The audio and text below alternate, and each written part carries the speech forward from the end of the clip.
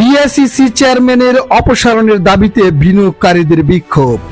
শেয়ারবাজারে টানা দরপতনের প্রতিবাদে পুঁজিবাজার নিয়ন্ত্রক সংস্থা বাংলাদেশ সিকিউরিটিজ অ্যান্ড এক্সচেঞ্জ কমিশনের চেয়ারম্যান খন্দকার রাশেদ মাকসুদের অপসারণের দাবিতে বিক্ষোভ করেছেন শেয়ারবাজারের বিক্ষুব্ধ বিনিয়োগকারীরা। রাজধানীর মতিঝিলে বাংলাদেশ ব্যাংকের প্রধান ফটকের সামনে আজ বৃহস্পতিবার বেলা 2:30টার দিকে বিক্ষোভ করেন বিক্ষুব্ধ বিনিয়োগকারীরা। Bangladesh capital market investor association, Bangladesh investor association সহ কয়েকটি সংগঠনের ব্যানারে বিক্ষোভ করেন তারা।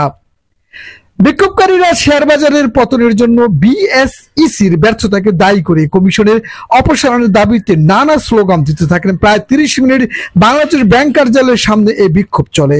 বিক্ষোভ শেষে বিনিয়োগকারীরা বিভিন্ন স্লোগান দিয়ে একটি মিছিল বের করেন। বিক্ষোভকালে বাংলাদেশ ক্যাপিটাল মার্কেট ইনভেস্টর অ্যাসোসিয়েশনের সভাপতি ইকবাল হোসাইন তার বক্তব্যে বলেন, গত 8 মাসে পুঁজিবাজারের সূচক শুধু নিচেই নেমেছে, উপরে ওঠেই না। এই সময় সূচক প্রায় 900 পয়েন্টে কমেছে। টানা এই দরপতনে প্রায় 80,000 কোটি টাকার মূলধন হারিয়েছেন বিনিয়োগকারীরা। দীর্ঘদিন ধরে শেয়ার বাজারে পতন চলতে থাকায় বাজারে বিনিয়োগকারীর সংখ্যা 18 লাখ থেকে কমে 7 লাখে নেমে এসেছে। বিনিয়োগকারীদের অনেকে 70 থেকে 80% পুঁজি হারিয়েছেন।